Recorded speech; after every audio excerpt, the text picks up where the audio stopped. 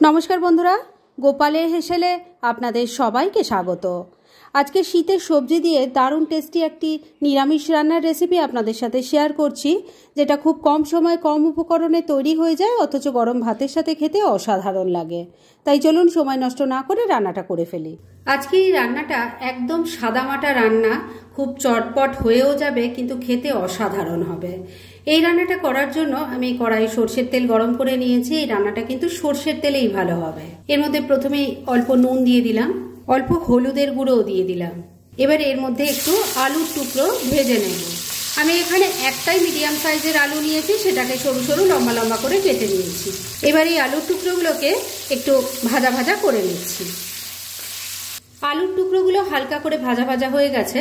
এবার এর মধ্যে দিয়ে দিচ্ছি একটু শিম। আমি এখানে 200 গ্রাম শিম নিয়েছি। শিমগুলো সাইজে ছোট ছোট আর একদম কচি রয়েছে বলে আমি এগুলোকে গোটাই রেখে দিয়েছি। শুধু দুদিকটা একটু কেটে নিয়ে এর আঁশটা যেটা থাকে সেটা ছাড়িয়ে নিয়েছি। এবার এই শিমগুলোকেও হালকা করে ভাজা ভাজা করে নেব। আর বন্ধুরা, এই শিমগুলো ভাজা হতে হতে একটু তো সময় লাগবে, তাই এই সময়ের মধ্যে আমি এই রান্নার মশলাটা বানিয়ে ফেলছি। তবে কি কি দিয়ে বানাচ্ছি সেটা আগে আপনাদের দেখিয়ে দিই। আমি এই প্লেটে সাজিয়ে নিয়েছি। এখানে আছে 2 চামচ পোস্ত, 1 চামচ সাদা তিল, 1 চামচ চারমগজ আছে, ছোট ছোট 2 টুকরো আদা আছে, আর 3টে কাঁচা লঙ্কা রেখেছি।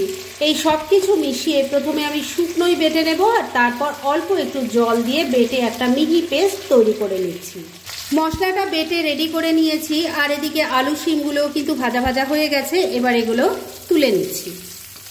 আলু শিমটা তো ভাজা ভাজা করে রেখে দিয়েছি, ওদিকে মশলাও রেডি হয়ে গেছে। এবার একটা টিফিন বক্স নিয়ে নিয়েছি, এর মধ্যে তৈরি করে রাখা মশলার পেস্টটা ঢেলে দিলাম। মিক্সির জারটায় অনেকটা মশলা লেগে আছে, তার মধ্যে অল্প জল নিয়ে দিয়ে দিলাম। দিয়ে দিচ্ছি একটু কালো জিরে, একটু কাশ্মীরি মির্চ পাউডার দিয়ে দিলাম, অল্প হলুদের গুঁড়োও দিয়ে দিলাম, 1 টেবিল স্পুন টক দই দিয়ে দিলাম, স্বাদ মতো নুন দিয়ে দিলাম। তবে নুনটা কিন্তু বুঝে দেবেন, কেননা আলু শিম নুন দিয়ে ভাজা আছে। অল্প একটু চিনিও দিয়ে দিলাম। এবার সব কিছু খুব ভালো করে মিশিয়ে নিচ্ছি। সমস্ত কিছু খুব ভালো করে মেশানো হয়ে গেছে। এবার ভেজে রাখা আলু শিম দিয়ে দিচ্ছি। ভেজে রাখা সবজিটা মশলার মধ্যে দিয়ে দিয়েছি। এবার মশলার সাথে খুব ভালো করে মিশিয়ে নিচ্ছি। বন্ধুরা, আপনারা আমার রেসিপি দেখার সাথে সাথে আমার ফেসবুক পেজ গোপালের হেসেল, তাতেও ভিজিট করতে পারেন। ডেসক্রিপশন বক্সে লিংক দেওয়া আছে। সবজিটা দেখুন খুব ভালো করে মশলার সাথে মিশিয়ে নিয়েছি। এবার সবজি ভাজার যে তেলটা সেটা অল্পই একটু আছে, সেটা দিয়ে দিচ্ছি। আপনারা এখানে চাইলে কাঁচা সর্ষের তেলের ইউজ করতে পারেন, তবে এই সবজি ভাজার তেলটা দিলে আমার মনে হয় টেস্টটা বেশি ভালো হয়। এবার এর মধ্যে দিয়ে দিচ্ছি কয়েকটা কাঁচা পাকা লঙ্কা। এবার এটাকে আমি স্টিমে বসাবো, সেজন্য ঢাকনাটা লাগিয়ে দিচ্ছি আর স্টিমে বসানোর ব্যবস্থা করে ফিরে আসছি। কড়াইয়ের মধ্যে অল্প জল দিয়ে গরম করে নিয়েছি, আর তার মধ্যে একটা স্ট্যান্ড বসিয়ে দিয়েছি। এবার সেই স্ট্যান্ডের ওপর আমি টিফিন বক্সটা বসিয়ে দিয়েছি। এবার ফ্লেমটাকে মিডিয়ামে রেখে ঢাকা দিয়ে এটা 5-6 মিনিট রান্না করলেই একদম রেডি হয়ে যাবে। যেহেতু এটা আগে থেকে কিছুটা ভাজা রয়েছে, তাই এটা লিড চাপা দিয়ে দিলাম আর ফিরে আসছি 5-6 মিনিট পর।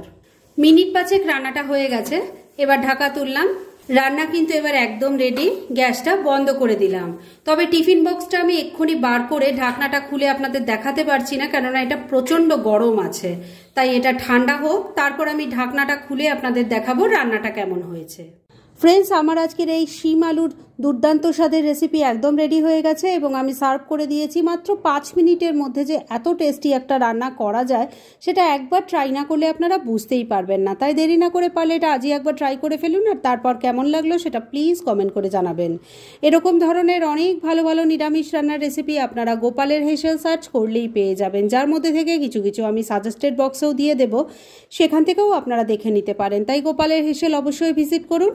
আর আপনারা কেমন ধরনের রেসিপি চাইছেন সেটাও কিন্তু আমাকে জানাতে পারেন। আমি চেষ্টা করব সেই সব রেসিপিগুলো আপনাদের সাথে শেয়ার করার। আর আমার আজকের এই রেসিপি যদি আপনাদের ভালো লাগে আর ইউজফুল বলে মনে হয়, তাহলে যারা এখনও আমার চ্যানেলটাকে সাবস্ক্রাইব করেননি তারা প্লিজ সাবস্ক্রাইব করুন। তাহলে আজকের মতো এখানেই শেষ করছি। পরদিন আবার এরকমই কোনো ভালো রেসিপি নিয়ে চলে আসব। আপনারা সবাই খুব ভালো থাকুন, সুস্থ থাকুন।